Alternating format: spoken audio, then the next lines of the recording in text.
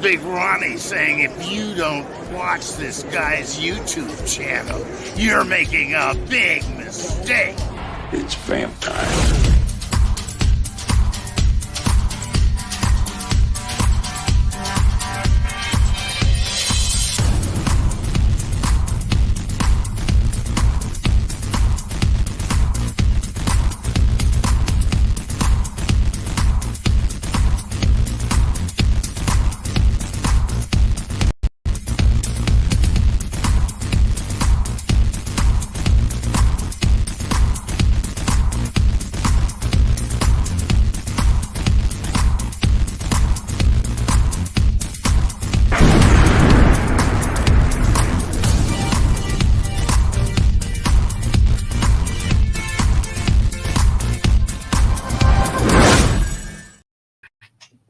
What's up, everybody? How you doing?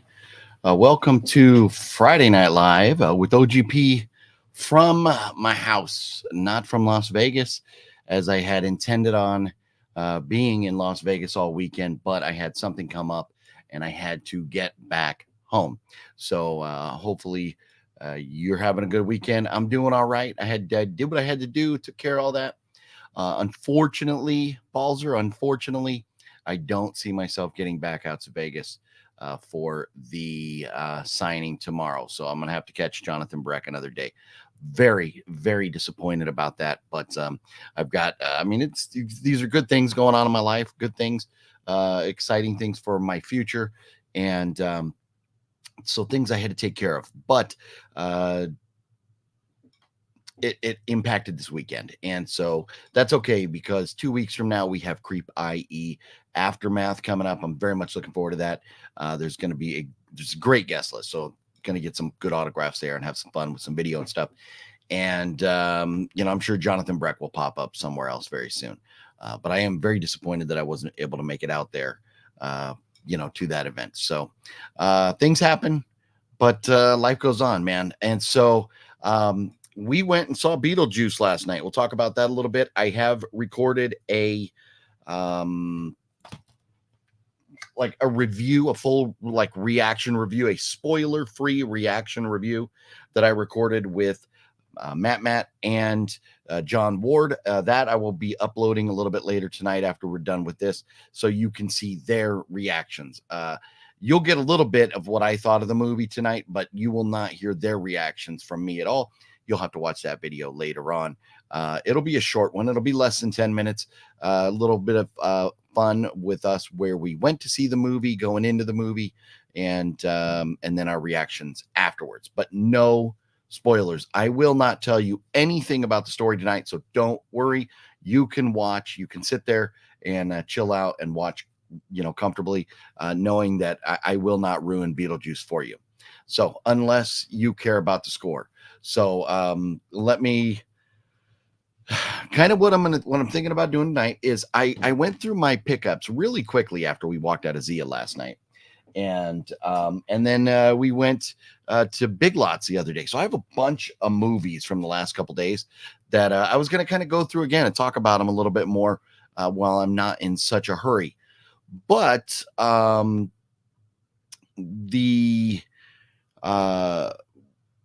I think we should probably talk about Beetlejuice first here and kind of get it out of the way and then move on from that, because probably there may be a few of you going like, okay, OGP, what are your thoughts on the movie? We know you went and saw it last night.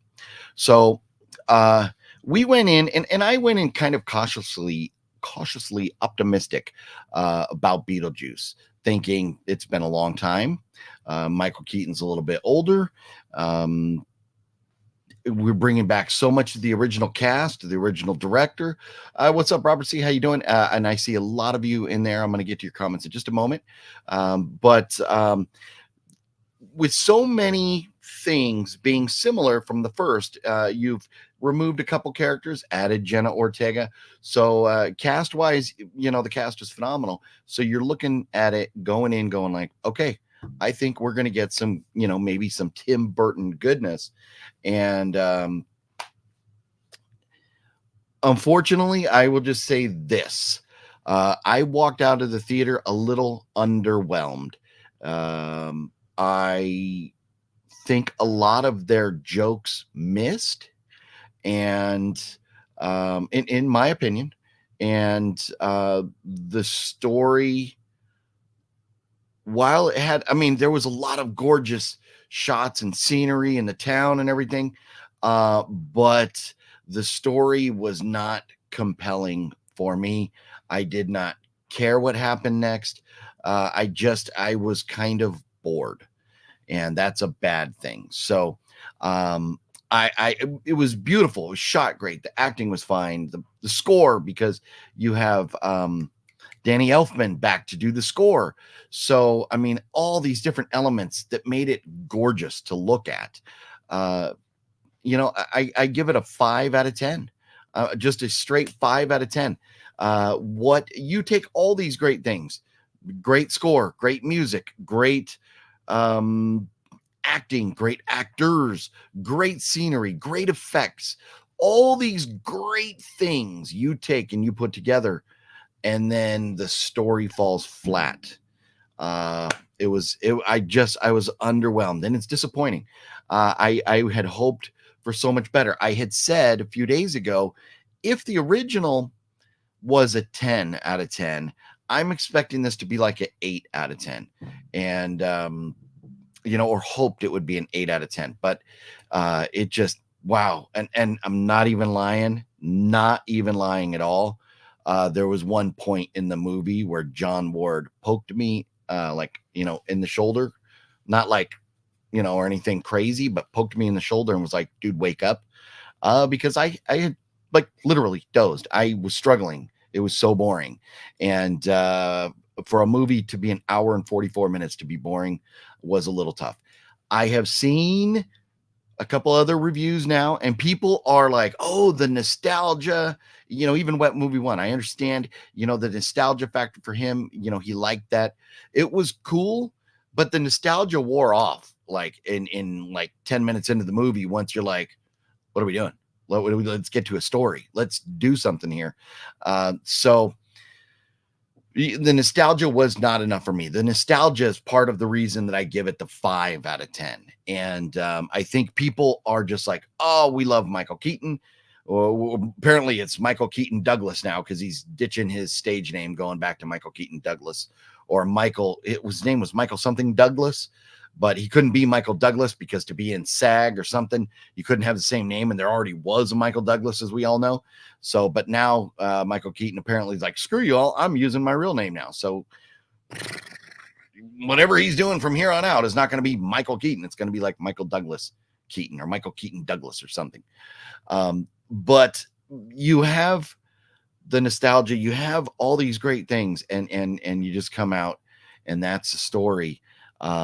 It was a bit disappointing, and it is what it is. I hope that whenever you all see the movie, you love it and you go, OGP, you're wrong. It was fun. I hope we got it in the video. And I'm going to have to watch the footage. I don't remember. I don't think we do. So I will say this.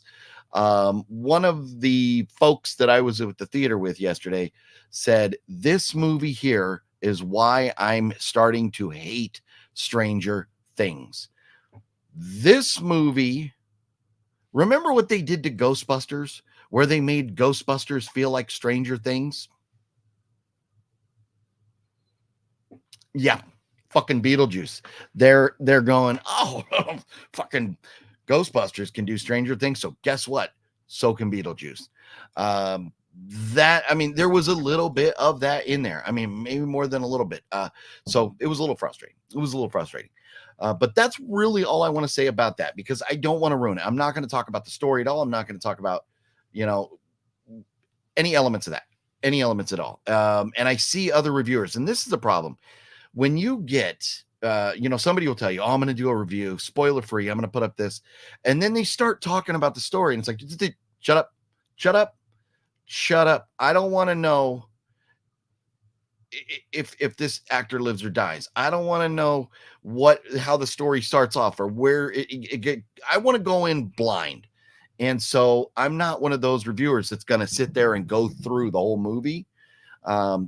even in a spoiler review, if I was doing that, we would talk about elements of the movie, but I'm not going to go scene by scene straight through the movie, because to me that's not a review. That's a reenactment or a retelling of the story. No, I will tell you the things I liked, the things I didn't like, maybe go dive into some of the scenes or whatever. But I'm not going to do all that. I'm just going to say 5 out of 10 for me on Beetlejuice. I was very underwhelmed. But the acting, the effects, the music, the scenery, the locations, all that stuff was money. So visually pleasing, just a little boring. So with that being said, now I'm 10 minutes in. Let me say hello to everybody. Logan, what's up, Logan? How you doing? Oh, the Fluffy Gamer. Is that Carrot Top? He looking old? No, that would not be Carrot Top on the thumbnail. Does anybody know where my thumbnail's from today? If you've seen it, I mean, it's what I guarantee you what movie one knows. Antonis, what up, Antonis? I liked Live from the Floor. I like Live from the Floor. Oh yeah. Yep. No, had a couple drinks the other night at the Double Down Saloon and did wind up live on the floor after going and getting a couple burritos and putting some hot sauce on my burrito, baby. Yeah, I was shit-faced and it was fun. Had a great time.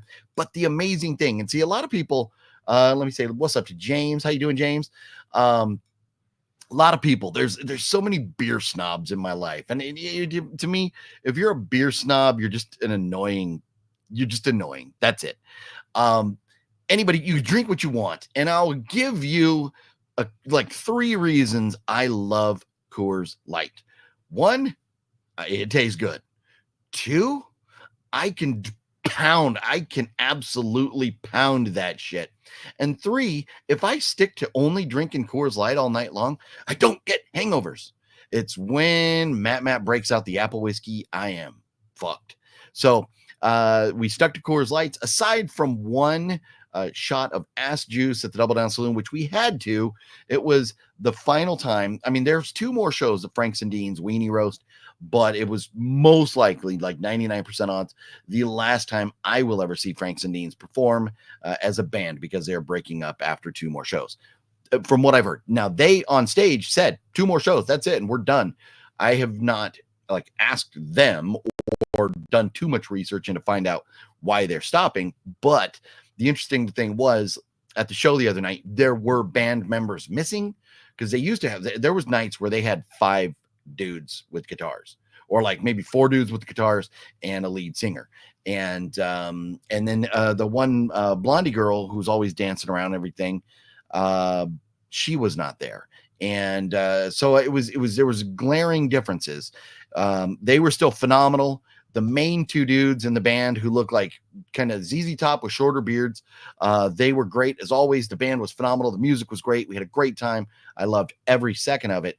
But there was already folks missing from the Franks and Deans. And so, being that it would be my last time, we had to do a shot of ass juice. But while we were there, and you'll have to see, there's a video going to come. I made a video on the way out to Vegas, stopped somewhere fun, and then went to the Double Down Saloon. So look forward to that.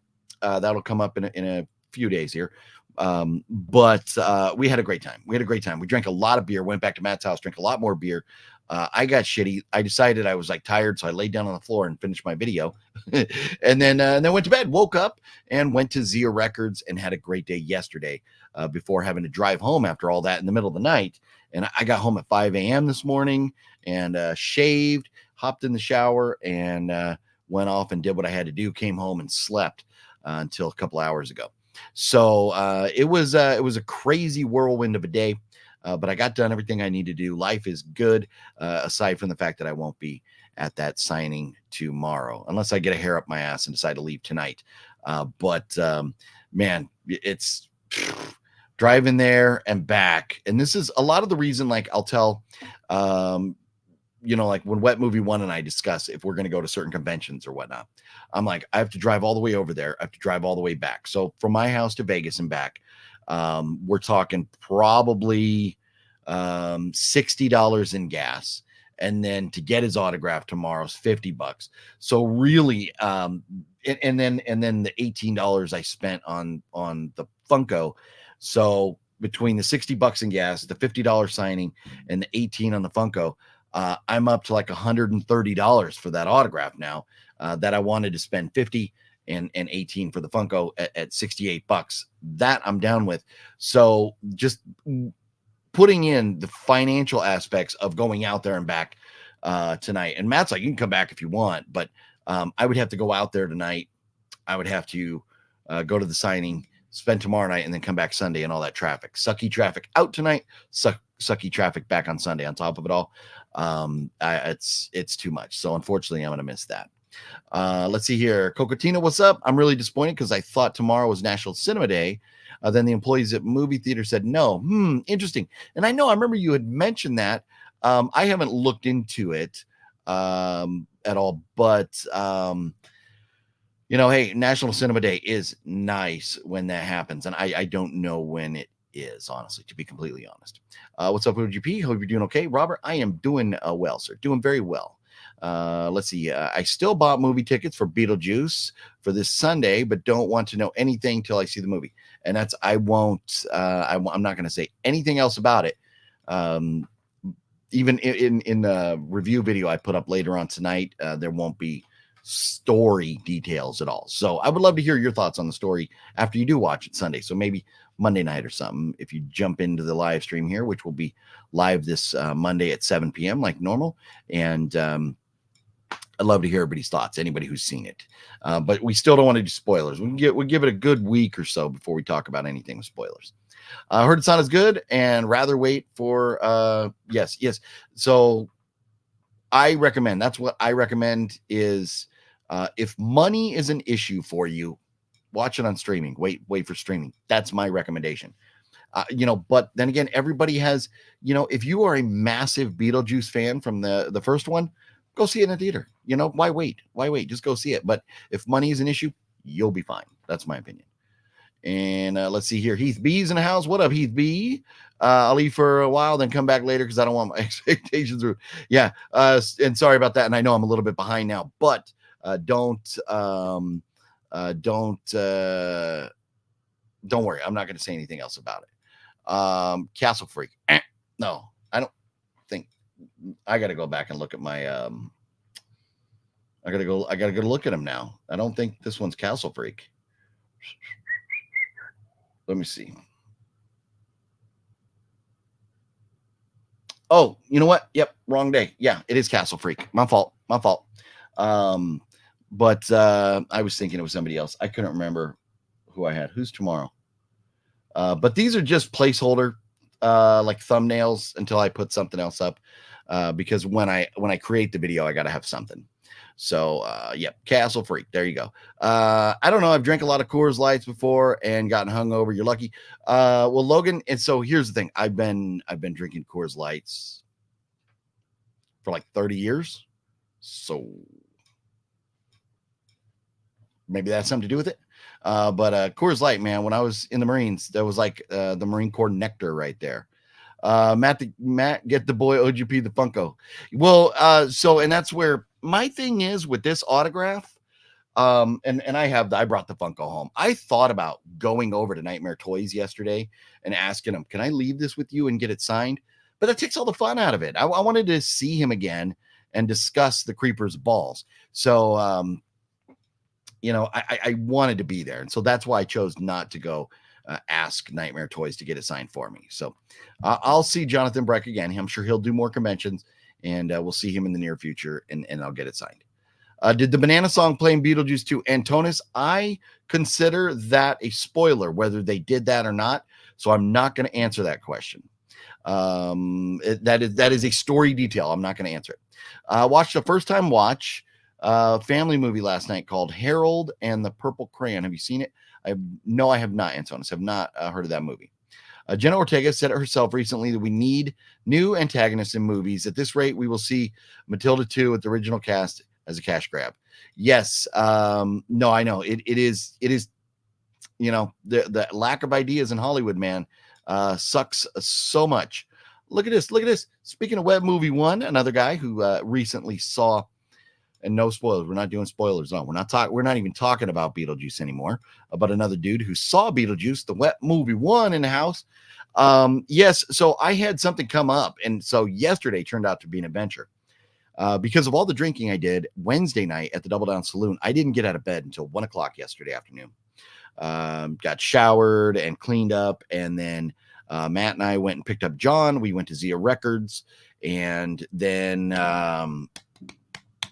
went out and had some Panera Bread, did a live stream video.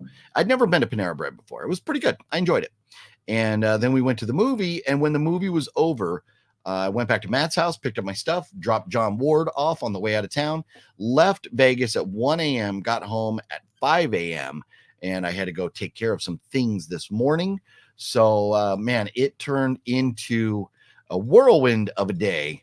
Let's see. I enjoyed the Beetlejuice, but I had a long, hard day when I saw it, but enjoyed it is not great. Yeah, no, and I know, and I watched your video, Wet One, and I saw that. Yeah, you were tired going in, you know, and I know it's tough for you. Long day of work, and then having to make your way over to the theater, and then knowing you got to go home, and you know, especially if you have to work the next day or whatever, it's tough. It's not easy, you know, going to movies after work. But I get it. I understand the nostalgia factor and stuff. But to me, man, the story was just literally they had to wake me up once because I was just that bored. So, but we will have our actual full review, spoiler-free review coming up later tonight. I'll be releasing that after this video. So, how packed was your theater last night? I think there was a lot of empty seats. I'll just say that. So I bought the tickets ahead of time because they were selling out fast. I wasn't looking at the 3 p.m. show. I thought that was too early, but the 7 p.m. show, almost all the seats were like sold out, but we went to the 10 p.m. show, and this is very much like you could take your little kids. So if you're a diehard horror fan, Beetlejuice is not going to scratch that itch. You can take the little kids to see Beetlejuice and they'll be fine. But I bought the tickets ahead of time because I thought it was going to sell out like the 7 p.m. show. But no, but I wanted to see it in XD. So we spent like the extra $2 a ticket, saw it with the better sound and the vibrating and all that stuff. And so the numbers are going to be interesting. The numbers are going to be interesting. Yeah, I think, you know, well, and because when you saw it the first night, I don't know that we're going to get a lot of people going back to see this 2 or 3 times in a theater. And that's what, like with movies like Deadpool versus Wolverine, people go and see it multiple times and then gets it up to like $1 billion. I don't know that this is going to happen. And maybe it will. Maybe I'm just dead wrong, but I don't know that it will. Let's see. So the experts on Rotten Tomatoes have it at 77, I think, and the fans have it at 84. But I think everybody's scoring at that because of the nostalgia. I don't think, if you really look at the story, and I've seen other reviewers that have said like, what the fuck? Yeah, it's just not there. I mean, 84 is very high for me. I mean, I think people are just like, ooh, Beetlejuice, let's pimp it up. But yeah. So we'll see how it goes. And here's the thing, and Balzer, yeah, do I expect it to make a lot of money? Yes, I do, because it, like a Marvel movie, you could take the whole family. Most horror movies don't make, like, they're lucky to make 13 million in general in the theaters because you can't take the whole family and it's not as big of an audience. So they just this is a movie that is set up to make a lot of money. But I don't give a fuck about it. I'm like, I mean, if somebody wants to give me a free copy, but no way in fuck am I going to buy it when it comes out on media. I get why people don't like it. Yeah, and here's the thing. It was not a bad movie. This is story. It was not compelling at all. And I can't get into it any more than that. I can't say anything. I'm not going to say anything else about it. Yeah, but I mean, Michael Keaton looked cool. Jenna Ortega is great as always. The rest of the cast was great. The setting, everything, it all looked beautiful. Just missed on the story. What trailers played before the movie last night? That's a good question. They were a lot of kid movie trailers, and it's funny because I actually got a laugh from a few people around in the theater, because in between one of the trailers, I looked over at Matt and John and I said, I feel like a sexual predator for being in this, like watching all these trailers, because they were all kid movies, like little kid Disney movies were all the all the trailers. And so it was weird. It was kind of cringy with the trailers that they were playing, and nothing I gave two shits about. No, the one thing they did play a trailer for, Antonis, is the Joker. That's the only one that I gave two shits about. Otherwise, the trailers were kid movies. Winona is still one of my favorites. No, Winona rocks. And for however old she is now, she is holding herself together very well, isn't she? Yes, she's great. Did you watch the Wolfman 2025 teaser? No, I have not, Antonis. Did you see Tim Burton just got a star? Yes, wet one. I did see that. And that's very cool. And that Michael Keaton showed up. And was it Winona that showed up with him? But that is very cool. And I couldn't believe that he didn't already have a star. How the heck does Tim Burton not have a star? I mean, you see some of these other people that had stars on the Hollywood Walk of Fame, and Tim Burton didn't. That's crazy. So much deserved star on the Walk of Fame right there. Very much deserved. But man, so I had a great time at Zia Records yesterday, and because of being a quick trip, I only got to go to one. I did not go to both Zias, but on the way out there, man, I stopped in because and Brendan, if you have Big Lots around you, look and see if they're closing, because they have lots of movies. All these came from Big Lots, and they're all on sale. So I even on the way out there, I saw Big Lots with the closing sign. So I stopped and walked in there and picked up a few movies. And so we'll go through these and show you what all I got in case you weren't watching that live stream the other day. But I won't beat the hammer too hard on this because I knew we all went about it. Damn, he did a little autograph signing for a very limited amount of people, like 50. Wow, that would have been nice. Would have been nice. Yeah. Well, and I knew he was getting the star. Like I saw it on the news like the day before. But the idea of being able to get close enough to get an autograph from him is not something that I would have thought would have been possible. That's pretty cool that he did that. That is pretty cool. Glad to hear Michael Douglas is still killing it as Beetlejuice. Yes, Trevor. Just talking about that a little bit ago, right? How funny that Michael Keaton has now said, forget the stage name. I'm going to go back, and I guess he's going to go by Michael Keaton Douglas or Michael Douglas Keaton, one of the two. But because back in the day when he got into acting, he could not be Michael Douglas because there already was a Michael Douglas. And apparently in SAG, you cannot have the same name as somebody else. So you had to pick something else, and which is a stupid rule. It's a very stupid rule. You should be able to go by your name. I mean, what an archaic, bad rule. I don't know, man. The unions in Hollywood. Yeah, they're not good. They're not good. They don't help the people that need it. But anyways, it is funny. Michael Douglas, yes, very funny. If you watch Adam LeWoo's video at the Star, it was surrounded in promo for the movie. Well, and that is not surprising, and that's cool. Adam LeWoo went. I did not know he was back in California. Crazy. Guy's all over the place. Always, Adam LeWoo is always. Yeah, show us the goods. All right, so check it out. So I picked up this, and I don't know why, but I do. So these were all 20% off. So this was $4.99 with the slipcover. John Boyega and Michael K. Williams, and it's about like a Marine veteran who is not getting the help he needs from the VA, and so he kind of like loses his shit. I've seen this kind of story before. But for $4 basically, after you take off the 20%, it's like $4. So I thought, you know what, a Blu-ray for $4, we'll give it a shot. And then this is one, Elf, not the original Elf, but Buddy's Christmas musical, like an animated one, was $3. So this ended up being like $2.30 or something with the 20% off. So Elf, Buddy's musical Christmas, I got for my wife because she's all about the Christmas movies for the kids and stuff. And then this was $6, and I was kind of on the fence about this. With the 20% off, it was like $4 something, right?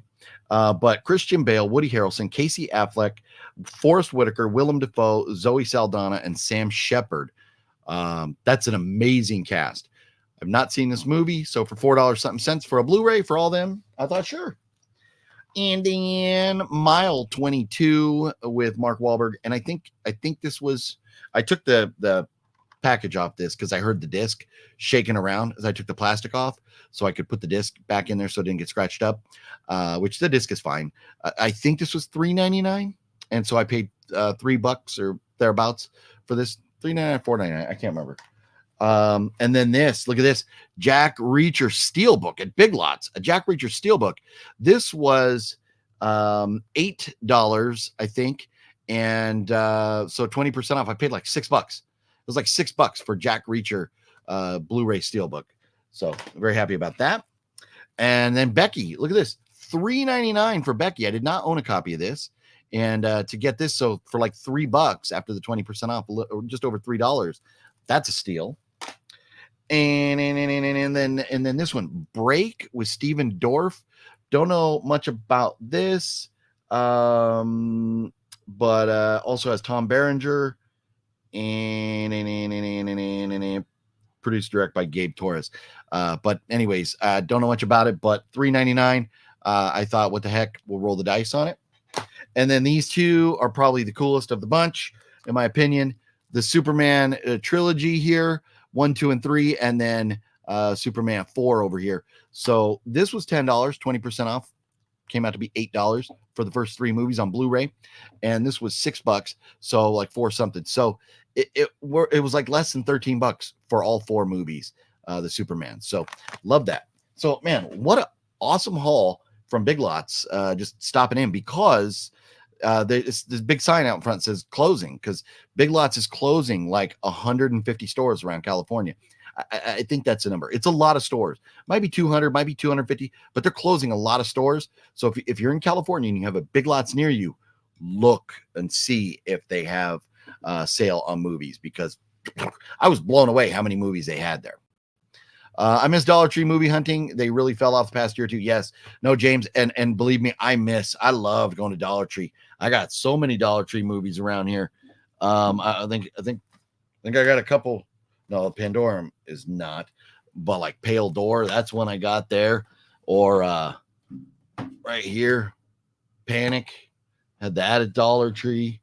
Just so many. I think this one was there too, Original Gangster. So many movies from the Dollar Tree over there. A lot of them haven't even opened yet, like Pistolera with good old Robert Davi and Damian Chapa, which I think I know who he is, but Danny Trejo in there. So yeah, I do miss the Dollar Tree movie hunting days. Robert, yeah, no, those for Big Lots, it's epic pickups. Yeah, thanks, man. Let's see. I watched you buy these right before the Hitcher Road. Yes, 100%. And then we went out and drove on that road by the Hitcher. And spoiler alert, there may be something in my video coming up about the Hitcher location. So, and if you follow me on Instagram, there is a definite spoiler there. And then over at Zia Records, and I don't remember the prices I paid at Zia because I have taken most of these the stickers off and everything, because the Zia stickers drive me nuts. So I've opened them all up and checked the disc quality and stuff. But Zia Records, I picked this up, and I checked the prices on all to make sure I was getting a good deal or add it to my collection. So this one I think was like $11 or $11.99. And it sells for quite a bit more than that. I mean, not like I'm not going all fluffy gamer going like, oh my God, it's I picked it up for 12 and it's worth like 35 or whatever, but it sells for something in the 20s, I think. So Nothing Underneath, starring Donald Pleasance, and a bonus feature, Too Beautiful to Die, from Vinegar Syndrome to pick this up for $12. I think I'm pretty sure it's about $12. Very happy with that. Very happy to get a Blu-ray Vinegar Syndrome for $12. Very happy with that. Let's see. And so the rest of these, I got a stack from Zia Records right here. So check this out. Manson, the Wi-Fi and that. What?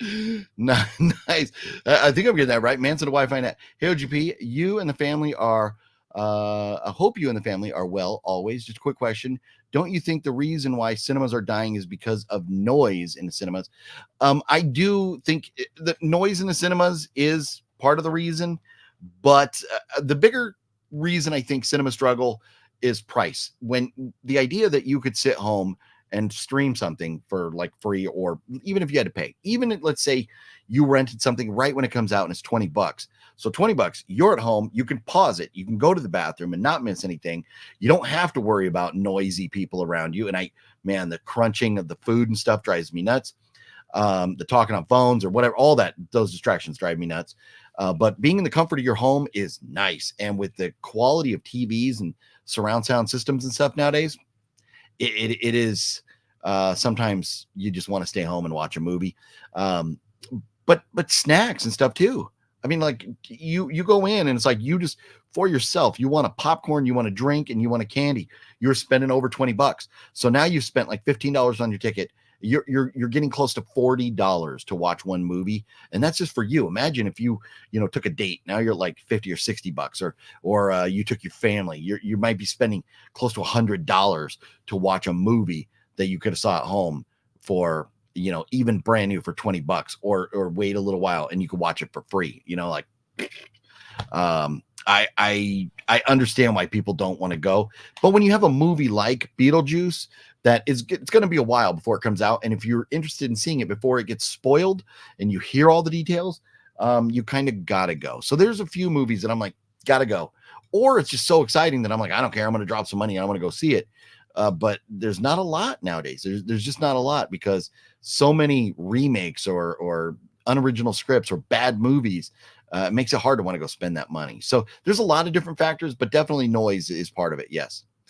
Robert Davi has a great singing voice. Yeah, Robert Davi, phenomenal actor. So many things. Going all the way back to the Goonies and whatever else. But absolutely phenomenal actor. Don't you think if they introduce headphone jacks to cinemas, that would block out the noise?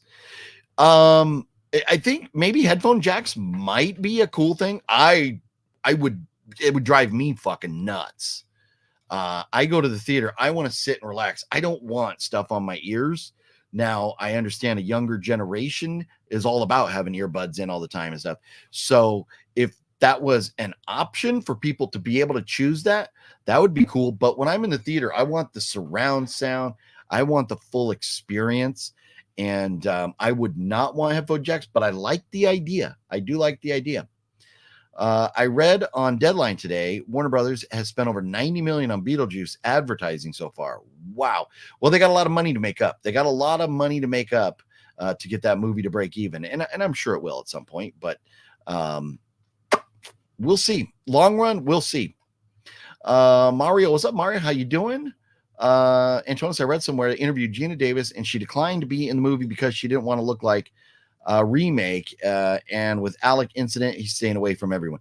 Yes. So what I had heard was that they wanted the story to be different, so they didn't bring them two back. But I do what you're saying there, Wicked Network, is very plausible. That sounds like if I was a betting man, I would bet that's the case more, because I wouldn't want, no part of. I'm not going to go pay to see an Alec Baldwin movie right now. And even like you look at, like, there was an interview, Quentin Tarantino, talking about who's at fault, and Quentin Tarantino's like, yeah, the prop guy, the guy that was supposed to be handling the gun and making sure it was safe before it ever got to Alec Baldwin's hands. That guy's like 90% at fault, but Alec Baldwin's like still at least 10% at fault. And for him to walk away scot-free after, putting a bullet into a camera person, I It's, I guess when you're rich and famous, that's, you get away with shit, right? It just happens. Let's see here. Well, that too, he batshit crazy. Yeah, I'm not an Alec Baldwin fan. Remember the $5 movie theaters that would screen movies so cheap weeks after the initial premiere? Yes, no, and so Logan, there are movie theaters around in Southern California like that still, but they're very far away from me. But sometimes, if there's like, for example, Alien Romulus, if I could go see that again in theaters for $5, I would do it. But I didn't want to pay $15 again or $14 again. OGP, are you a fan of 4K or do you get Blu-ray mainly? Nick, if I can get 4K, I get 4K. I prefer everything on 4K. But when I find something for a great price on Blu-ray, I'm still okay with Blu-ray. A lot of 4K movies, the upgrade is not, too different from the Blu-ray, and a lot of times upgrading to 4K, the movies kind of get dark. So I am okay with Blu-ray. And for example, this is another one I picked up at Zia Records yesterday. Two Evil Eyes, George Romero, Dario Argento, and it's a Blue Underground movie. And I mean, obviously Blue Underground didn't make it. They just re-released it, but a great movie. And by two great guys. It was on Blu-ray and it was like, I think $8 or something. So, I could go get this on 4K, but it would be like maybe $30. So that's where you kind of pick your poison. Do you want to buy one movie or do you want to buy four for the price? You just kind of make those decisions. But if I could have everything on 4K, yes, I would 100% get all 4K. You can sneak in some snacks too. Maybe I'll go buy some at the store and put them in my purse. No. And that's what you got to do. That is exactly what you have to do. You need, and so we did that. I don't know if we talk about it in the video. I think we do. But we went to Walmart and we loaded up before we went into the theater, so we didn't have to spend all that money. Shh, don't tell Century Theaters. But yeah, we snuck our grub in because just like tickets were already like $16 a piece. So no, we did not buy any concessions while we were there. We rolled deep. We did. So you got to do it, and I don't blame anybody for doing it. Cameron, 4K or Blu-ray? You're talking about like Cameron movies? I mean, like anything I can get in 4K, I'm going to, but especially sci-fi movies. When like sci-fi movies, if you have a lot of great CGI or effects or like spaceships or stuff like that, I love it in 4K. So I would say, if I can get it on 4K, I'm going 4K. How hot is it where you're at, OGP? There's been a heat wave in Los Angeles for a while now. Yes. I don't know what it got up to here today. But at 8:43 p.m. right now, it's 99 degrees where I live. 99. So it is still hot as shit. Yes. But no, I know. And it's not going to cool down. We have a few more days of it before it starts cooling down.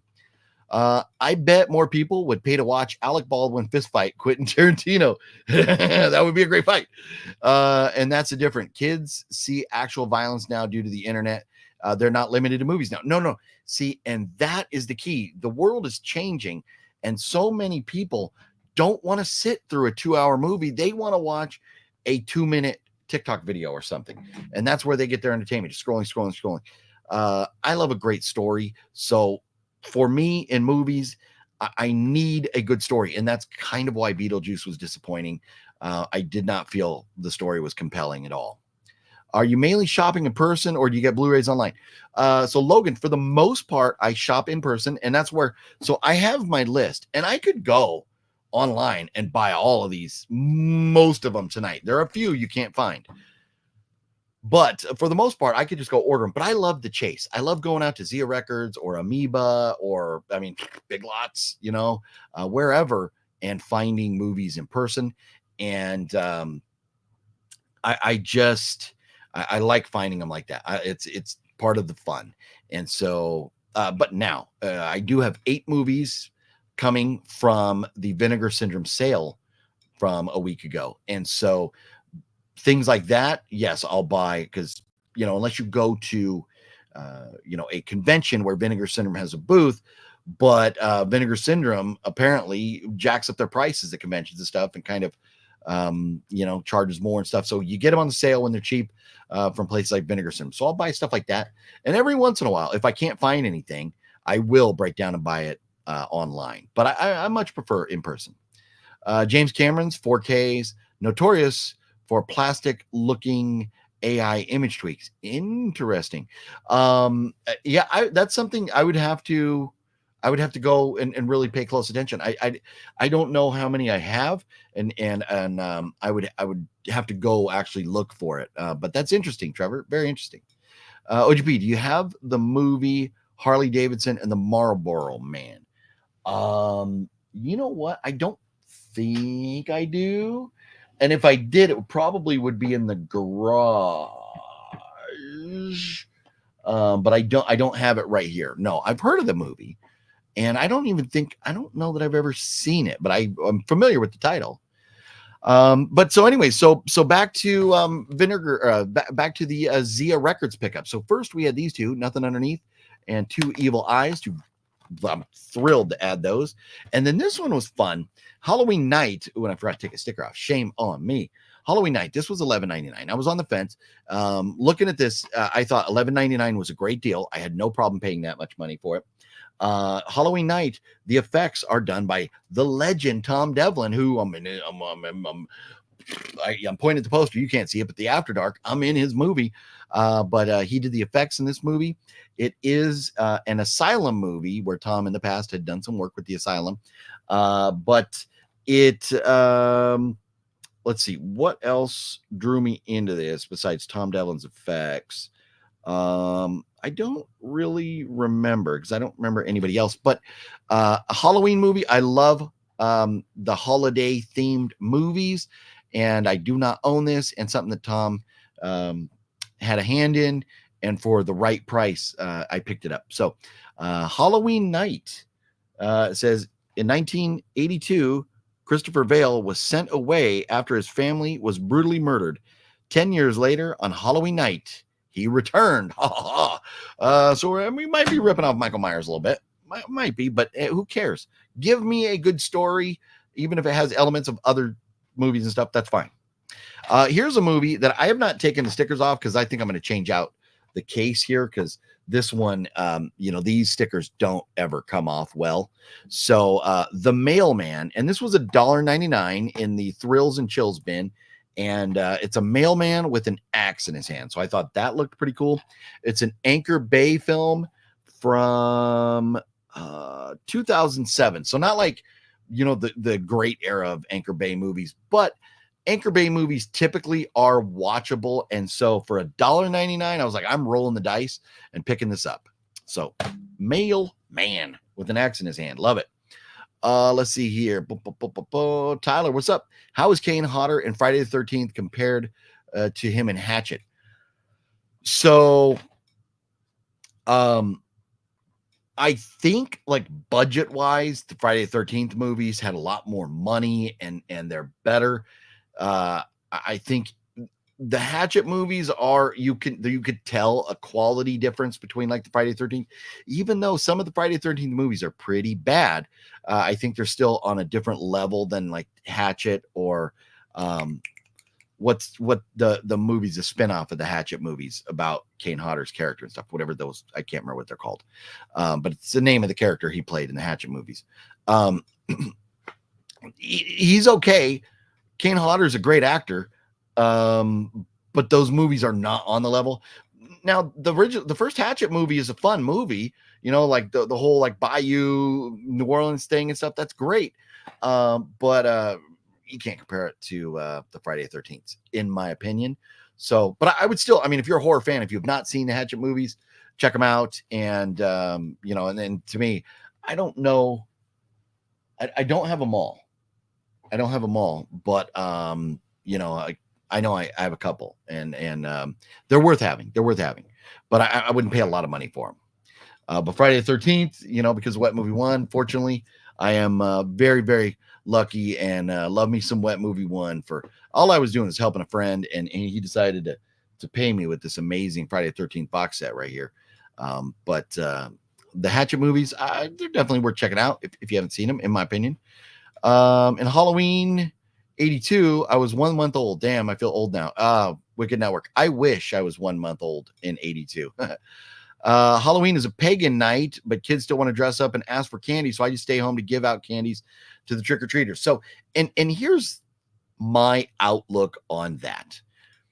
You can argue about almost all holidays. Christmas, we can argue about the origins of that. A lot of people will tell you it's a pagan holiday. Valentine's Day, you can argue about the origins of that. St. Patrick's Day, you can argue about the origins of that. So Halloween is just another one in the line of holidays that, you know, we celebrate. And I think for the sake of the kids, for having fun, and for us that just like to have fun and enjoy horror movies or enjoy the ambiance and the atmosphere around the holiday, you know, the Halloween holiday, I just take it for what it is. Have fun with it. Yeah, give out candy. Love giving out candy to little kids. You know, and going and watching horror movies, having some fun, going to haunted houses, things like that. I just take it for what it is and not worry about going too deep into it. Now, last Halloween, I did a live stream and I had the camera point out the window so we could see the kids coming and, you know, hand out candy, but then read some stuff about Halloween from a book I have. And we talked about it a little bit. It's kind of fun to hear some of that stuff. But to me, to worry too much about the history of it, as long as, you know, your kids can dress up as they're going to be dressing up as Beetlejuice. They're going to be dressing up as Art the Clown. They're going to be dressing up as Daredevil this year. They're probably going to be dressing up as Wolverine or maybe even Blade. These are the things that are popular. Let the kids go have fun. The kids are not worshiping anything evil. They're just out having fun, looking for candy. And to me, that's okay. That's okay. And these religious groups that want to go like, you know, you can't do this, can't celebrate it because these reasons, whatever, celebrate it for a different reason. Celebrate it for a different reason. You know, if you're not sitting around lighting candles and, you know, saying, you know, doing seances and, you know, and worshiping the devil and stuff, which you could do that if you want. But if you're not doing that, then I don't think there's anything to feel bad about. Let's see. We just out here celebrating holidays. NG 100%. Yes. But no, and I understand somebody with a lot of faith, you know, like Larry is a very religious guy. I understand if you're going to kind of pump the brakes on some holidays, and that's fair enough. And that's the beauty of this country is that, you know, there's a lot of countries around the world where if you don't practice religion a certain way, they might chop your head off. That doesn't happen here. You get to do whatever you want, celebrate however you want. And I just love it. That's amazing. It's one of the reasons we are, so many of us, I know not everybody watching, maybe in the United States. You know, we get a lot of folks watching Canada or UK, Australia, New Zealand. Maybe, you're celebrating wherever, but beauty of the United States and a lot of these countries that are kind of free countries now, you get to do what you want. And that's just amazing. Can you please do your, what are you going to do? What are you talking about? What do you want me to do that for? What are you going to do? What are you going to do? Antonis, what are you going to do if I don't do the, what are you going to do? What are you going to do? What are you going to do? Oh, what are you going to do? Forget about it. What are you going to do if I don't do the, what are you going to do impression? What are you going to do? I don't know what you're going to do. I don't know what you're going to do. What are you going to do? You know, if I don't do that, and, you know, maybe, my buddy over here has something to say about that too. We don't know. We don't know. What are you going to do? What are you going to do? You know, what are you going to do? How do you feel about the other holidays, i.e. Christmas and Thanksgiving movies, being horror movies? I love them. I absolutely love them. And on my list, I have some other Christmas horror movies that I am still looking to get.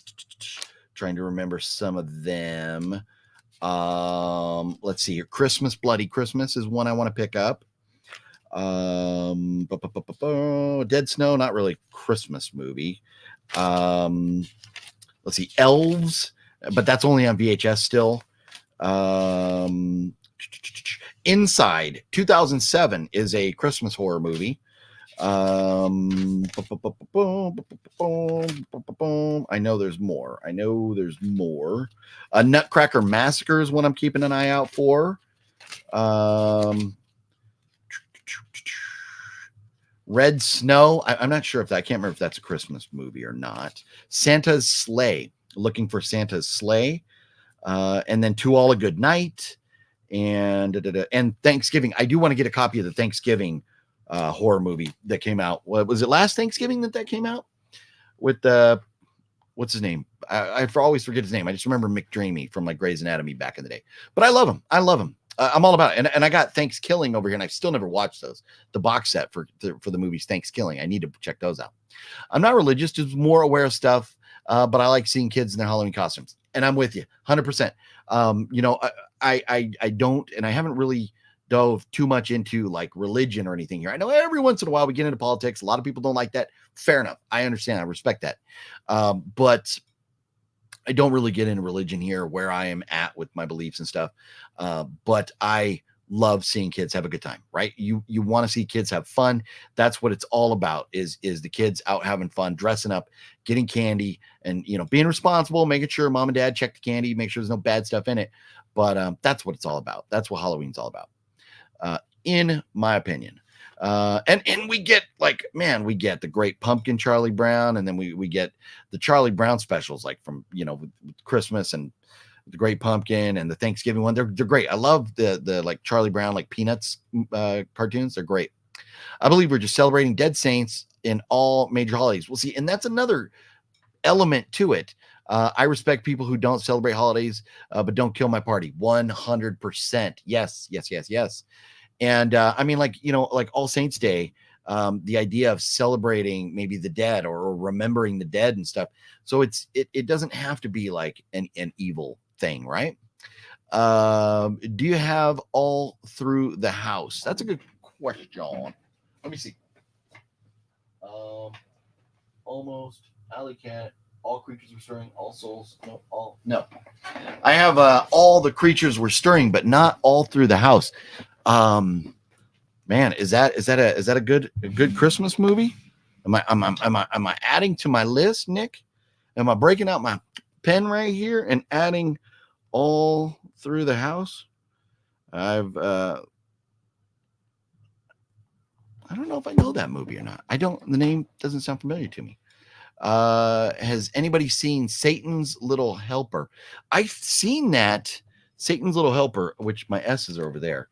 But I've seen Satan's Little Helper at Zia Records and stuff. I can't remember if I own it or not. But man, I still got half a stack of movies from Zia to go through over here that we'll get to in a few minutes. You know, at some point. But yeah, but Satan's Little Helper, I've seen that around, but I never see, because that's always by like Santa's Sleigh, right? Or is that what it's called? Is it? Yeah, Santa's Sleigh. It's SLAY. PQRS.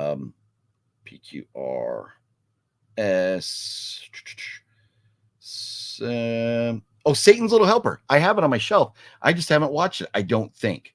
But looking at, because I take pictures of all my movies, and it's right next to scanners. So there's Saving Private Ryan, the Satanic Rites of Dracula, and Satan's Little Helper, Scanners, and Scared Stiff, like all in that row right there. But I own it.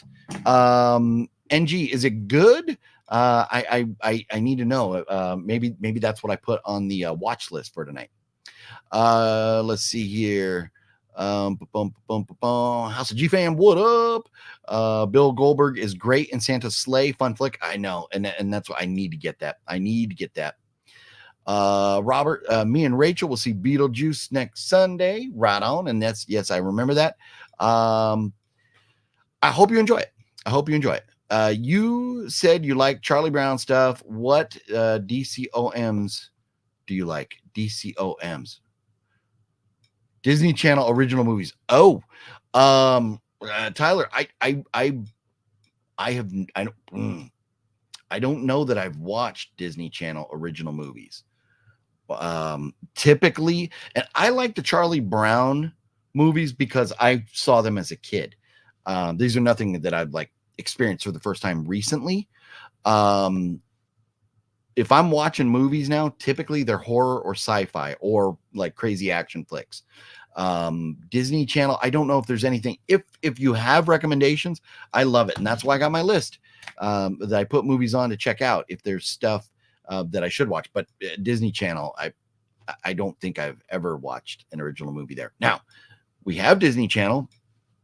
You know, I have kids, they're grown, but you know, my wife watches other kids and the niece and stuff. So we do have that so they can watch it and stuff.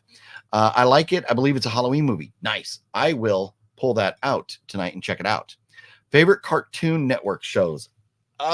So something that a lot of like my close friends know about me. I don't watch much in the way of animation. I would say like if I'm picking like animated shows at all in general to watch right now, it's gonna be like maybe South Park and Family Guy. And I know they're like mainstream, they're everywhere, but I don't know the last. I don't even, because I don't even have cable. I don't even know if I got access to Cartoon Network. We ditched cable a while back, but I don't know the last time I ever turned Cartoon Network on. I just don't watch a bunch of animation. Like new Transformers movies coming out, I'm not going to see it. I'm not in animation. It is cheesy and 100% worth the watch. Decent. Nice. And it's crazy. I've had it and I always see it on the shelf because I'm always looking for Santa's Sleigh. And Santa's Sleigh is not a common one at Zia Records. Like maybe I could order it, but like I said, I like finding them out in the wild. I like going out and hunting for movies still. It's a lot of fun. If you love sci-fi, Smart House is a gem. Smart House. Okay. And what yeah, I don't know. Let me write that down. I'm gonna write it down. Smart House. House and a note that it's sci-fi. Okay. Noted, sir. Noted. Have you ever seen the Larry Sanders Show?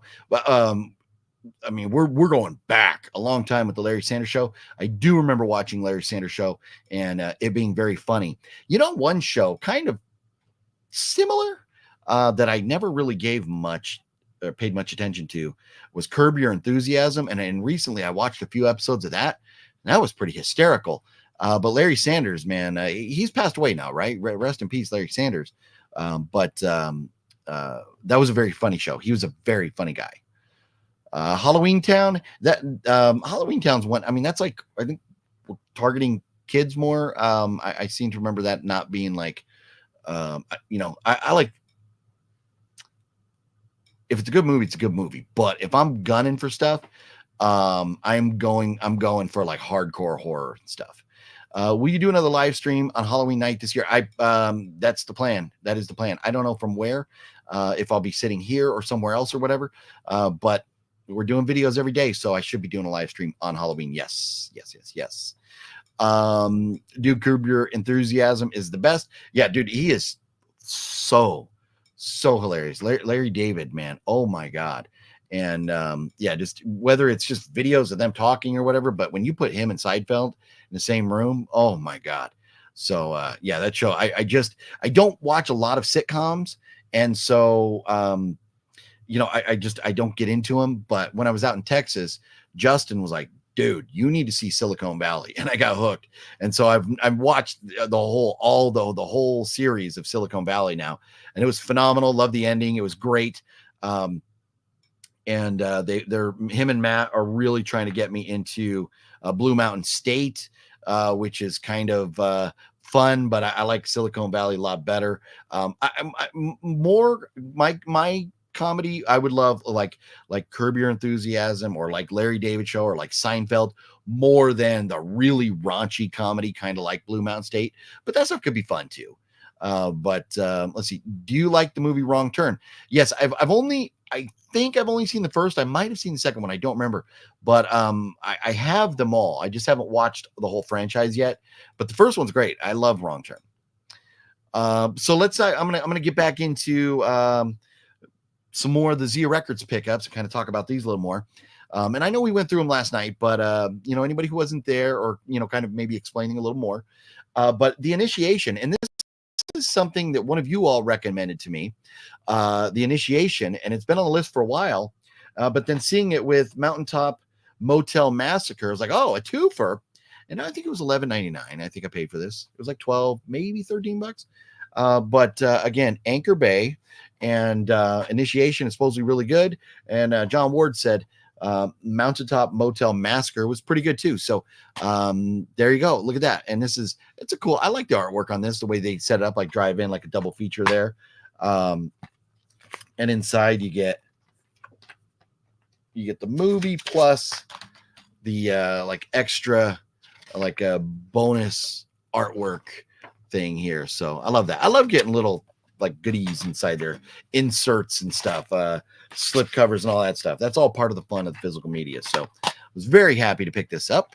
Initiation from 1984, right? With is it Daphne Zuniga in there, right?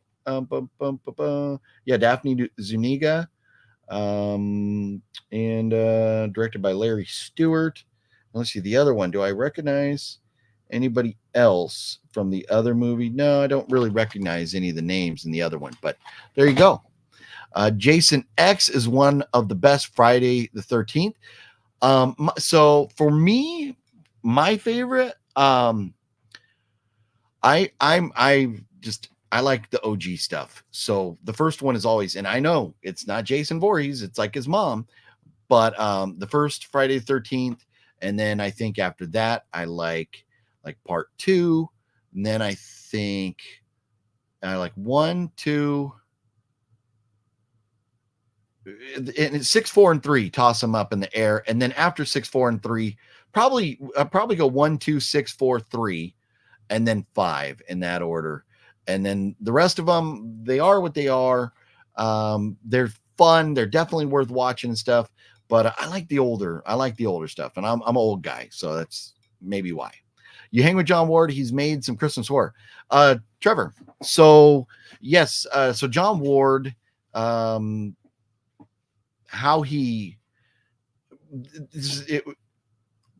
story short, before John Ward got into directing and making his own movies and stuff, when I was making the Clown Motel Massacre, David Sterling was like, hey, I know a guy who, he wants to help get back into movies and stuff, because he hadn't been doing stuff with movies for a long time.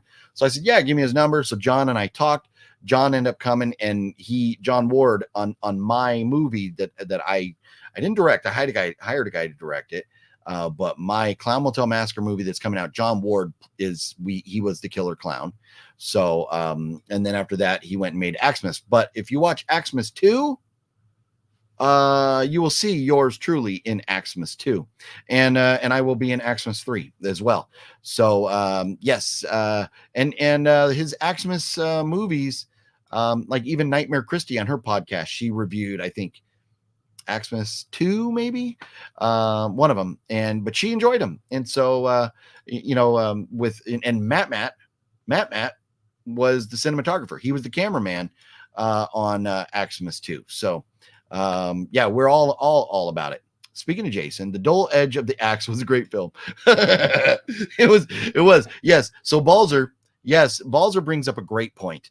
That axe was very dull, because that axe was like bam, bam, bam, bam, bam, bam, bam, but it was never busting through the skin. It was just going bam, bam, bam, bam, bam, and then we threw a little blood around. The Edge of the Axe, The Dull Edge of the Axe, was a fun movie. I loved it because it's filmed in Big Bear, California, which is very close to here. And I knew they drove by a Sizzler that I've been to. They, in fact, at one point in The Edge of the Axe, they drive by the hotel from the movie Bug Buster with Tom Arnold. So you see that, and it's not like, it doesn't say like a hotel or anything. It's like kind of looks like a log cabin kind of thing, but you see that in it. But I love Big Bear. It's a great skiing town and stuff. But so right off the bat, I was sold. It was a fun idea and stuff, but it had some issues, but it definitely scratched the 80s itch. But it was a very dull axe. It was very dull. And they probably have more bruises than like cuts and stuff from that axe. But what are you gonna do? What are you gonna do? NG, you would have to ask John Ward about that. And whenever he gets around to filming it, I think he'll probably do a crowdfunding thing. So he'll be putting information out there about it. So at that time, as we're getting closer to it, we will be talking about it. So when you hear us talking about it or hear John talking about it, reach out and ask that question again at that point, and maybe we give you a better answer. I like Day of the Dead 2008. Have you seen it? Yes. So some of, and I don't remember because there's too many of the Dead movies to remember specifically which each one was about. But I love zombie movies, and which is funny because the whole backstory about me loving things that are more realistic and plausible. Zombies, I don't consider that really realistic, but I just like zombie movies. And most of the zombie movies I've ever seen, I've enjoyed.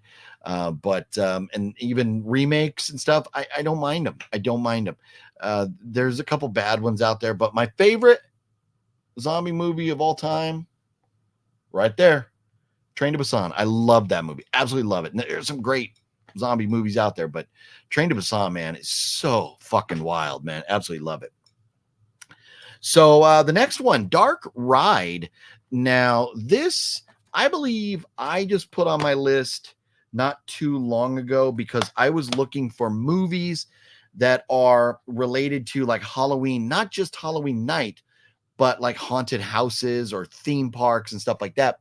Because we're going to do in October, we're going to do some videos where we're talking about not just Halloween movies, but haunted house movies, and different types of movies that are good to watch in October.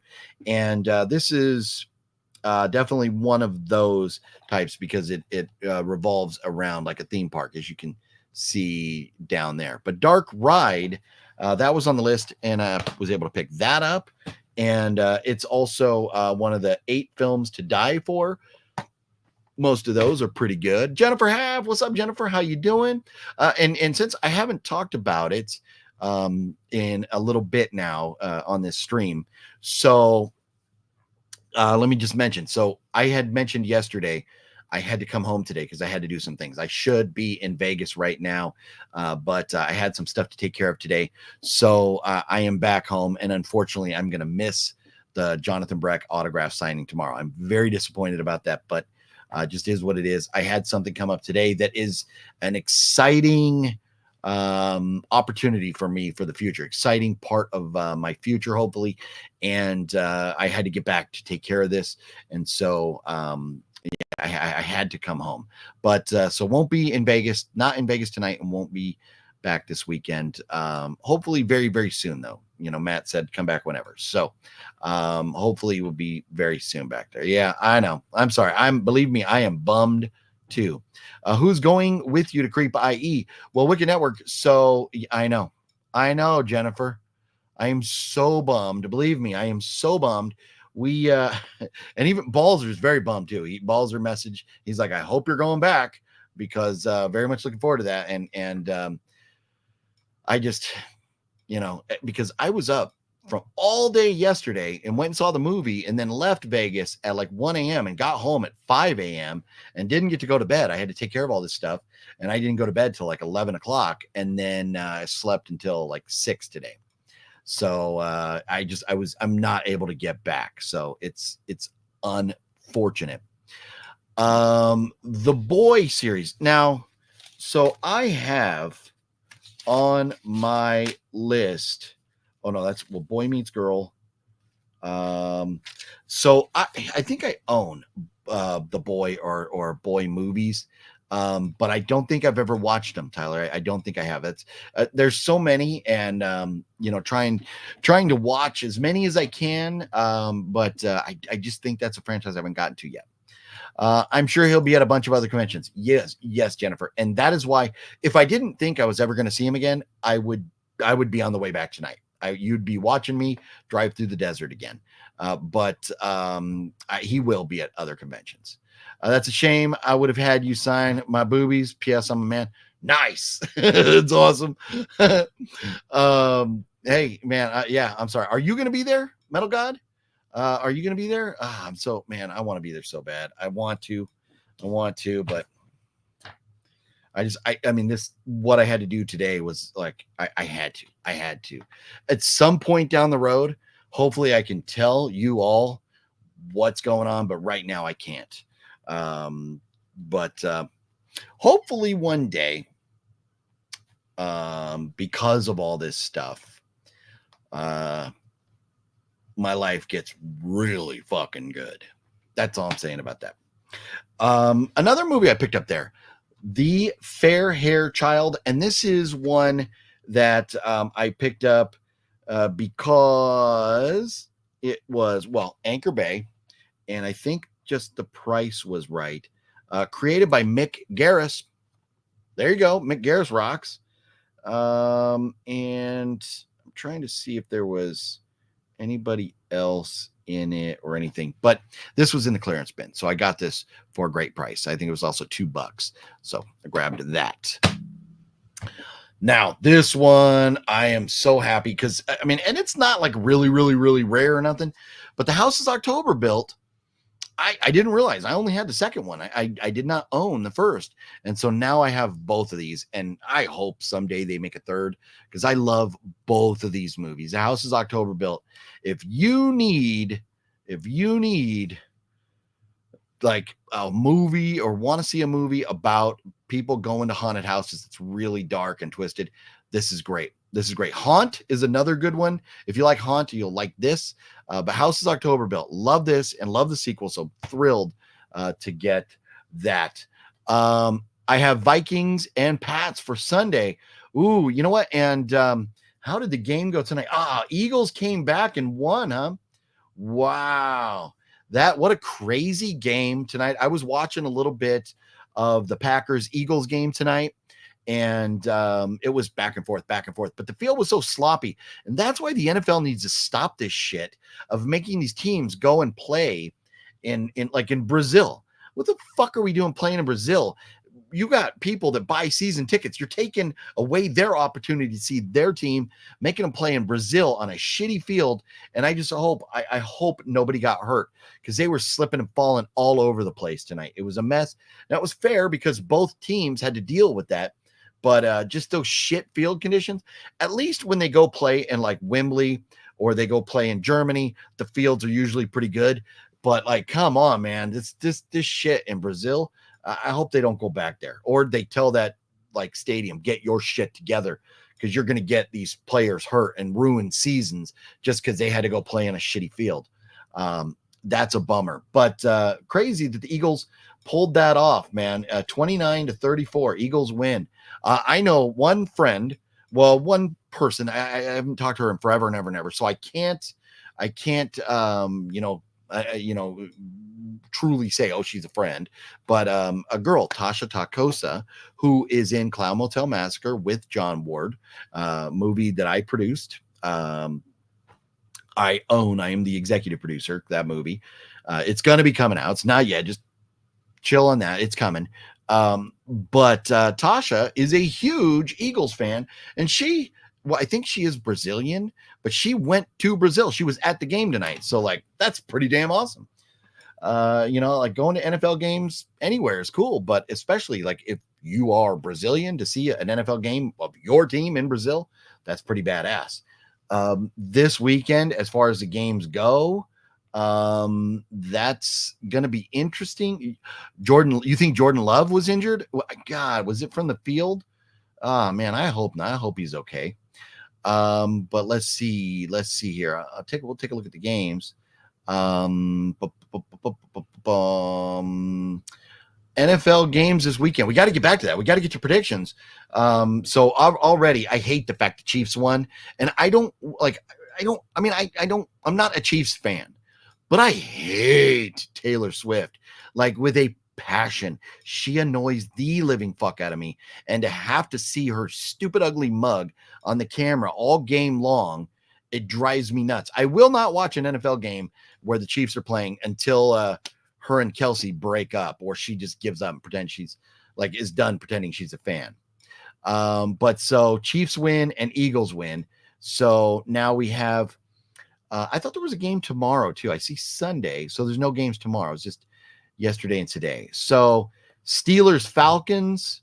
Ooh, that's a tough one because both those teams are, and with Russell Wilson starting for the Steelers. But the Steelers at Falcons, I would probably still bet on the Steelers. Cardinals at Bills. Bills are going to whoop the Cardinals' ass. Titans at Bears. Man, that's a coin flip right there. Patriots at Bengals. Man, I wish I could say I believe the Patriots are going to win this weekend, but and I mean the rookie's not starting. What's his name? That other quarterback. He was with the Patriots years ago, bounced around and came back. He's the one going to be starting, but man, the Bengals are fucking stacked, like stacked. So I would love to say the Pats are going to win, but I don't know. Colts and Texans. I'm probably going to go with the Texans there. Dolphins, Jags. I'm probably going to go Dolphins, which is, I hate to say that. Saints, Panthers. Toss up. Like, who knows? I would probably go Saints because they're at home. Giants, Vikings. Man, that's another toss up. There's a lot of toss ups. Raiders, Chargers. What a great way for the AFC West to start the season with Chargers playing the Raiders. They're in LA, which we know, I mean, it's supposed to be a home game for the Chargers, but it's really not. It'll be a Raiders home game. But I think the Chargers have a little more talent than the Raiders. I'll probably go with the Chargers. And then Broncos, Seahawks. Is Geno Smith still going to be the quarterback for the Seahawks? I'll probably go Seahawks because it's in Seattle. And Cowboys, Browns. Cowboys at the Browns. Interesting. Cowboys should win and they should be favored, but they like to fuck up a lot. But I'll give that. I think the Cowboys are going to come out on fire. And then the Commanders at the Buccaneers. Another coin flip. And Lions and Rams. That's going to be an exciting game for the Sunday night one. They're at the Lions. I'll be rooting for the Lions, but that's going to be a tough game. But again, a coin flip. And Niners, Jets, Monday night, man. Niners, Jets. Woo! Being that it's in San Francisco, I'll probably it's in California. It's in Santa Clara. But I would probably go with the Niners. But, man, Jets, man, it's going to be an interesting game. Fun weekend of football coming up, that's for sure. Let's see here. Who originally got you into movies? My mom and dad, way back in the day. I remember being a little kid watching movies like Poltergeist and Friday the 13th and Halloween with my mom as like a little kid. I remember being like 5, 6, 7, 8 years old watching horror movies. So I would definitely say my mom. My mom and dad, both. But probably I just remember I have more memories of watching movies with my mom. And it's very possible they were both in the room. I just remember her being there. What is your favorite psychological thriller? Tyler, no question about it. 100% is Silence of the Lambs. Silence of the Lambs and The Shining are my two favorite movies of all time. So psychological has to be Silence. And now I know the whole for anything with Hannibal Lecter, whether it's The Show, whether it's Manhunter, whether it's Hannibal Rising, I still think is an enjoyable movie. All of them are great, but Silence of the Lambs, I absolutely love that movie. I could watch it over and over and over and over. Let's see here. Don't lose faith.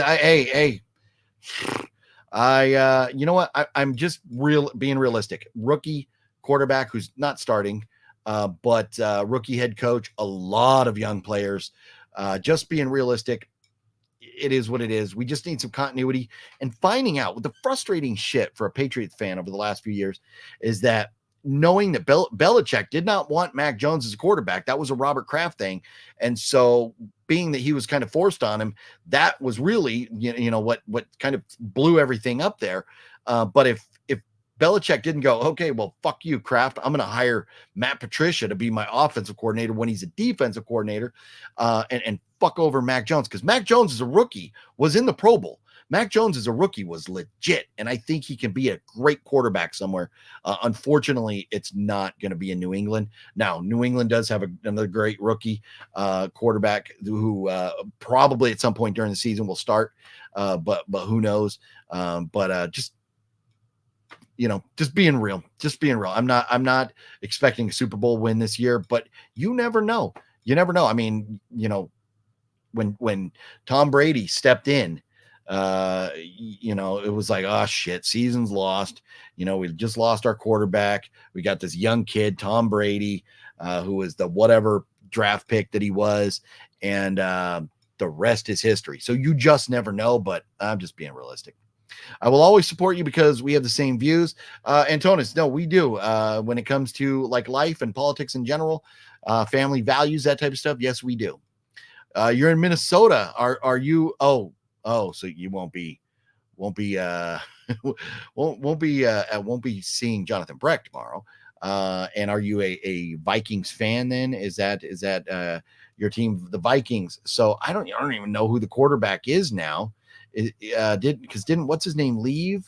The dude who looks like he has no neck. I forget that dude's name, the quarterback there. But man, let's see. Who's the Vikings QB right now? I gotta look at this. Sam Darnold, Nick Mullins, Brett Rippon. Good luck. That's your quarterbacks. Good luck. Yeah, that's going to be a rough one for Minnesota. But Minnesota, who's the head coach? I think the head coach was played football at San Diego State back in the day. I think he was a QB for San Diego State.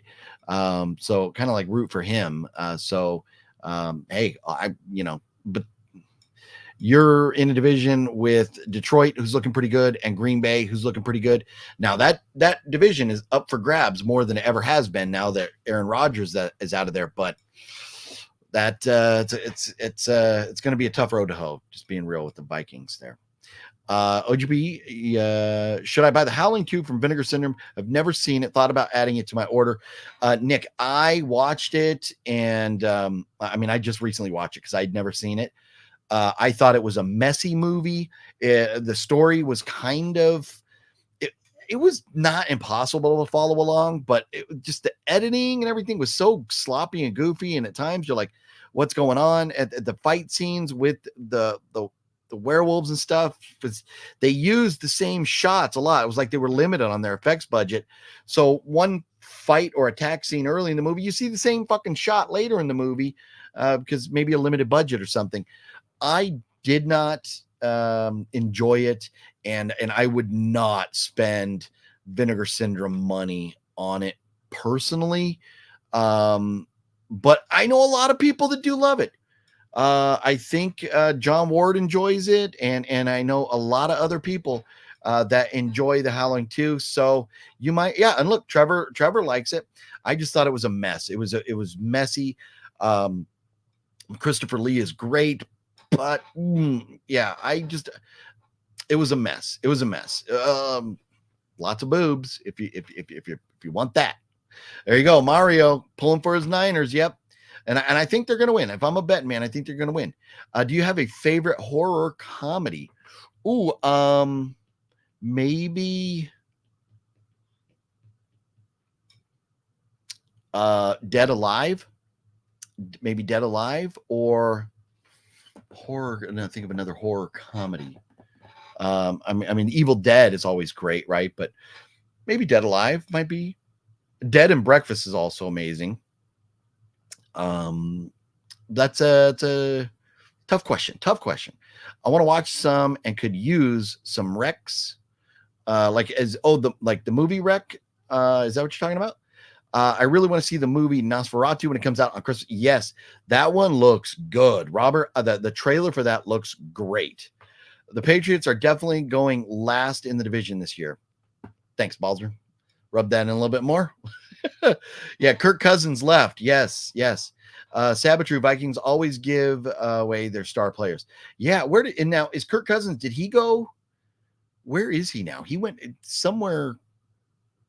He didn't go back to Washington, did he? Where is he? Like with the Panthers or something now? I don't even know where he is. The Chud movie is great. Chud is phenomenal. Love Chud. That is a great one. Very good call. That is a great horror comedy right there. Yes. Howling Tool gets a lot of love for all the teats. Mr. Bones, you are correct. You are correct. And that's when people talk about it, they always mention that. And that is very true. My favorite horror comedy is Trick or Treat. That is it. That's a good, I mean,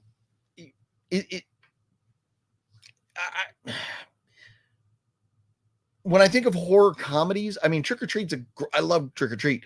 But I don't think of comedy when I think of that movie, but great one, Antonis.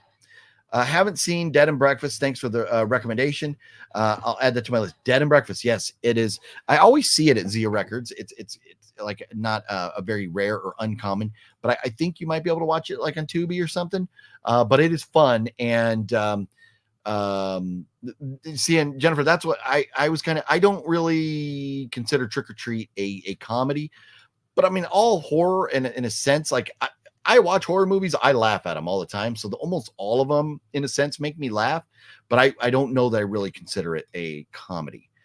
This is, but to each their own. This is a tough question. But what's one of your favorite kills in a movie? Oh, that's yeah. I'll tell you. I'll tell you what's not one of my favorite kills in a movie. That right there in the new Crow movie, worst horror movie kill in history. All she had to look at her fingers right there. Look at her fingers. All she has to do is poke a hole in that little produce aisle bag that somebody was going to put their broccoli in, and instead they put it on her head and made her look all weird, and her Botox lips poof up, and all she had to do is poke a little hole and she could breathe. But no, she's like, I'm just going to die. That is definitely a worst kill.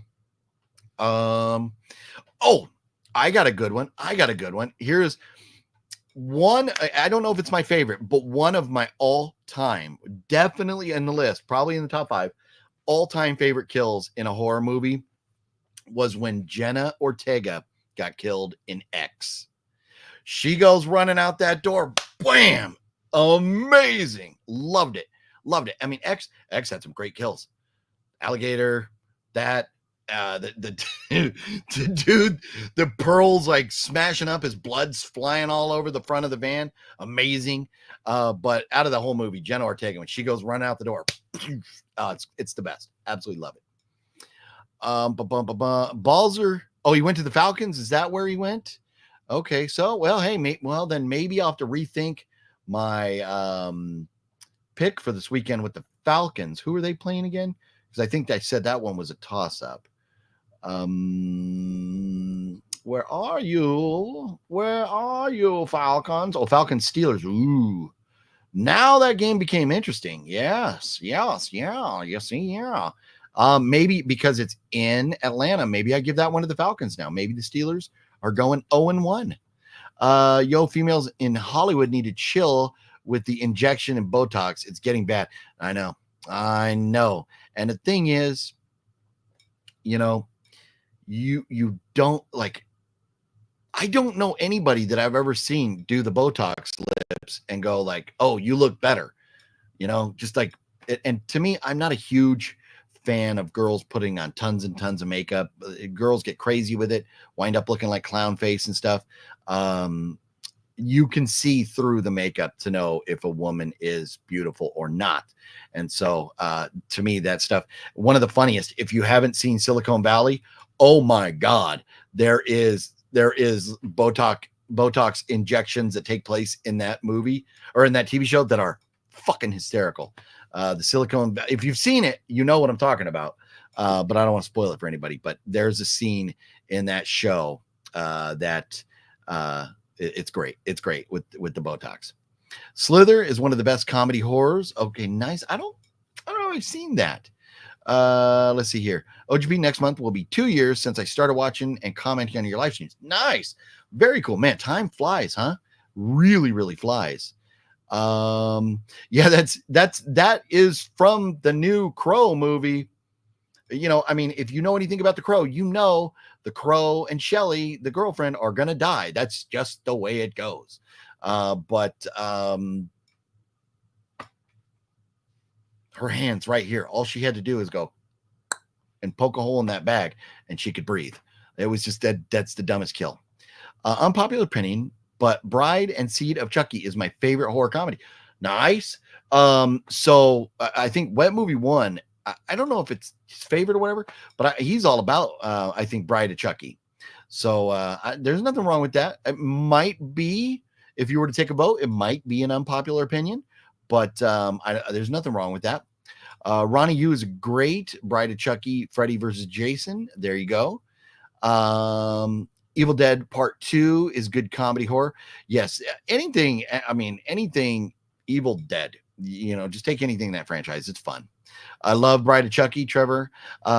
Yes, I know Antonis is all about Chucky. Ben, what's going on, Ben? I saw Adam LeWoo's Halloween Horror Night vid. The Texas Chainsaw Maze looks sick. Yes, I have yet to see that. I haven't watched any of those videos yet. I know a few people that have gone to the Halloween, like the opening night or the premiere, or like the media night or whatever. But I haven't watched any of their videos yet. But Halloween Horror Nights, they're going to be great mazes and stuff. They always do it up there at Universal. So let me dive. I got 4 more movies that I was going to talk about that I picked up at Zia. And so if you're watching yesterday, you've seen like these at like last one I mentioned. I got The House is October Built. But Threads was on my list for quite a while. And I got the Severin release of it here, and very happy to knock that one off the list.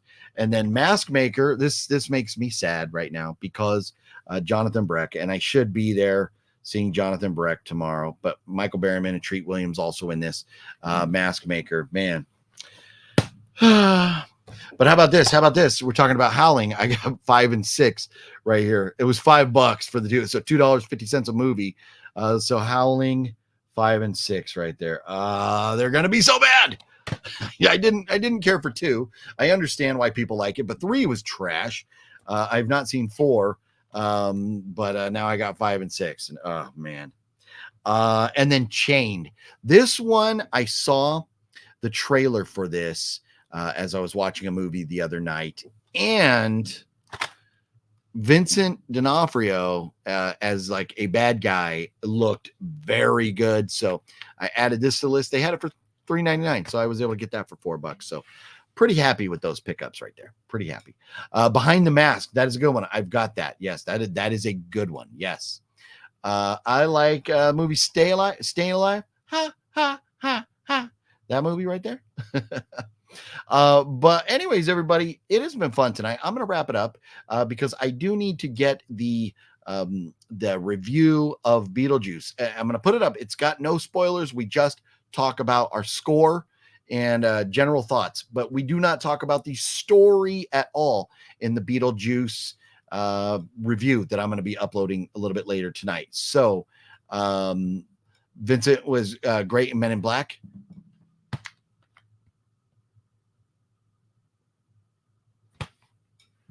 And I'll tell you, it's been forever since I've seen Men in Black, so I don't even remember Vincent D'Onofrio Men in Black. What did he play? I don't even remember, but I love him as an actor. I mean, all the way back to Private Pile. Love Vincent D'Onofrio, and then as in like fucking Punisher and stuff, like yeah, Deadpool, Punisher and stuff, like not Deadpool, Daredevil. Thank you, forgive me. Stay Alive horror movie. Oh, I don't know if I know that one. I'll add it to the list, Mario. I'll add it to the list. But anyways, yes, look out for that. It'll be up a little bit later. I'm not too worried about the time. I still have to kind of do a little editing on it. So at some point tonight, I will be uploading the oh, he was a cockroach thing. Oh, nice. Okay. I hate Will Smith now. And so I'm like, I don't know if I want to go watch anything Will Smith, but Men in Black, man. And like, I mean, Will Smith has so many great movies, and even Fresh Prince is a fun show. So I hope he loses the douchiness. But I just think very low of him right now. So, but great movie there. Great movie, Men in Black. Though, I mean, great franchise. I'll watch review of Beetlejuice till after I see it on Sunday. No, and I don't blame you. I don't blame you at all. Check it out later on. But I will be alive somewhere, somehow tomorrow. And when I figure out that, I'll try and post publicly what time I'll be going live at some point. Plan 9 from Outer Space, a classic right there, Tyler. Classic.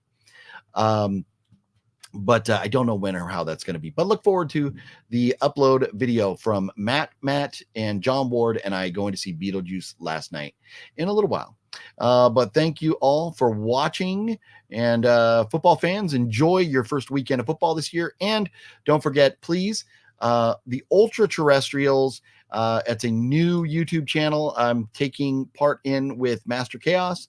Mel, as in my killer podcast, Mel, and Jeff is going to be there with us. Jeff, the director of the movie Elves, Jeff Mandel, a phenomenal human being. We're all going to be talking about ghosts and paranormal stuff. Not necessarily movies at all, but we're going to dive into the world of the paranormal. The first episode is going to be on the 18th on Wednesday. Ultra Terrestrials. I can't remember if I put a link down below here, but Ultra Terrestrials. If you search that on YouTube, you could find it. And I gotta go down and add it. I think to the description here. But follow us, subscribe. There's no videos up there yet, but if you subscribe, you will get notified when we're going live. We're gonna do a video on the 18th. We're gonna have another video on the 7th of October, and we're gonna have a video that will be uploaded on Halloween. And it's a new channel that is for the gang there, not just any one of us. So it's going to be a lot of fun talking about that stuff. So as we go into the Halloween season, what better time to start talking about ghosts and things like that? So please join us over there. Buckaroo Bros, what's going on? I hate to do this to you, but you are showing up right as I am calling it a night, because I got to go get this other video edited so I can put it up, the review from Beetlejuice, spoiler-free review. We don't talk about the story at all. You ever seen The Beekeeper with Jason Statham? Yes, Nick B, phenomenal. I loved it. It was an absolutely great movie. If you have not seen it yet, highly recommend checking it out. It is instantly one of my favorite Statham movies of all time. It is so good. So yes, love that movie. But that's it, everybody. Thanks for hanging out with me. Love you all. You rock. Have a good night, and I will see you tomorrow. Okay?